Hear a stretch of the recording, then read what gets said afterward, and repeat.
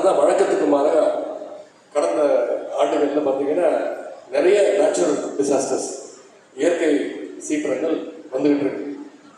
திடீர்னு பார்த்தீங்கன்னா ஒவ்வொரு வருஷமும் மிகப்பெரிய வெள்ளம் வந்துடுது, மிகப்பெரிய மழை வந்துடுது. சில சமயம் பார்த்தீங்கன்னா வறட்சி ஏற்படுகிறது. இப்படி கிளைமேட் சேஞ்சஸ் ப்ராப்ளம் கடந்த ஆண்டுகளாக அதிகமாகிட்டே வந்துட்டு இருக்கு.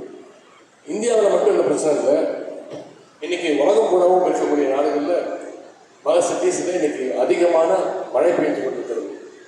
இதுக்கெல்லாம் அடிப்படை காரணமே கார்பன் எமிஷன் அப்படிங்கிறது தான். அதனால இப்போ நம்ம நிறைய எலக்ட்ரிக் வெஹிக்கிள்ஸை யூஸ் பண்ண ஆரம்பிச்சிருக்கிறோம். இது சுற்றுச்சூழலுக்கு மற்றதை விட மிகப்பெரிய பாதுகாப்பானது. இன்னைக்கு தமிழ்நாடு அரசு சார்பாகவும் நிறைய எலக்ட்ரிக் பஸ்ஸஸ் ஆப்ரேட் பண்ணிட்டு இருக்கிறோம். எலக்ட்ரிசிட்டி தயாரிப்பில் கூட இப்போ கிரீன் எனர்ஜிக்கு தான் நம்முடைய அரசு அதிக முக்கியத்துவம் கொடுத்து வருகின்றது. நம்ம இதெல்லாம் செய்கிறோம்னா நமக்கு இருக்கக்கூடிய வருங்கால சந்ததியினர் சிறப்பாக வாழ வேண்டும், வளமாக வாழ வேண்டும் என்ற ஒரே அடிப்படையில் தான்.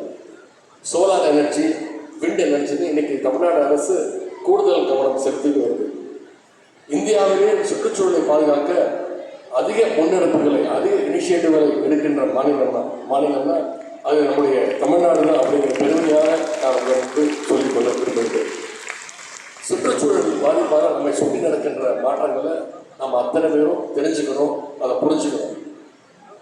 அப்போதான் நம்முடைய அடுத்த ஜென்ரேஷனுக்கு பாதுகாப்பான ஒரு சுற்றுச்சூழலை நாம் ஏற்படுத்தி கொடுக்க முடியும். அது